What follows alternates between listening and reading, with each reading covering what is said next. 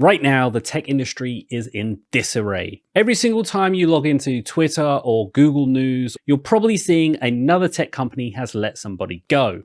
Whether it's a behemoth like Microsoft letting tens of thousands of people go, or smaller startups like Prisma letting 20% of their people go. This is happening, it's real, and we really need to talk about what it means for the industry and what it means for you if you're a senior engineer or maybe you're just a junior starting out. So first, what does it mean for the industry? Well, I think right now the industry is trying to self-right what they did during the COVID times. When COVID hit, they hired more people than ever. And the reason behind this was people's habits changed. For example, fintech, which is where I worked, more and more people were trying to save money. So they were using more budgeting tools, or they were using different bank accounts, or whatever they were doing to try and save as much money as possible, which led to huge amounts of growth in a very short period of time. With that meant that we could hire more people and then we could move that on in the industry. And just the same at like Zoom or Google Meets or Teams, all of those teams saw rapid growth as people went to online education or whatever it might be. Right now, the world is kind of going back to normal. People are traveling, people are going outside, kids are back to school, all those kinds of things are now happening. So the industry now needs to self-right itself.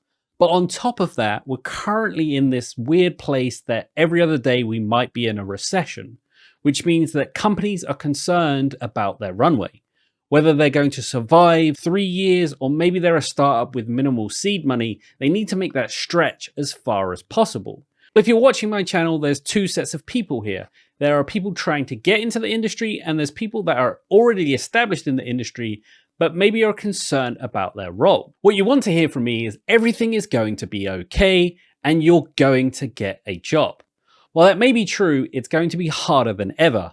Cold outreach applying is going to be the most difficult thing right now if you have zero experience, because hiring a junior is really risky. There's a lot of risk involved because for the first 6 months, maybe even the first year, you're basically running at probably 20% of your real capacity because you have to learn what the industry is about. You have to learn about PRs and how meetings work and how to create new features or bug fixing or whatever it might be. So you run at a slower capacity than someone that's been doing it for a while and has moved in to a new team or a new company. But you can do things to alleviate some of that worry and some of that burden.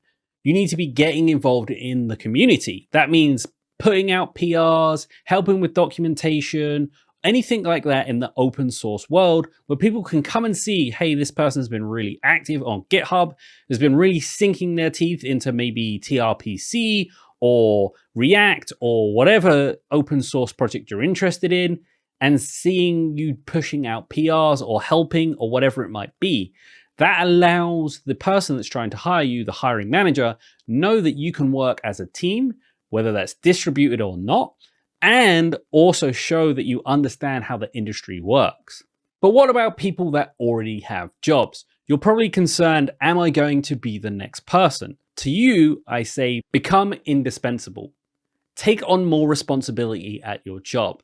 Whether that's running meetings, mentoring people that haven't been in the industry as long, make sure you're helping the team, make sure you're driving forward, and make sure that your manager knows that you're indispensable. While I don't think the layoffs are going to continue forever, I do believe that you need to make sure that you're indispensable. And if you're trying to get in the industry, start making some public noise so that hiring managers can really see what you can do. If you've made it all this way, YouTube is going to recommend you a video here. And if you're not subscribed, why the hell not? Click this link right here and it will make you a subscriber. Until the next one.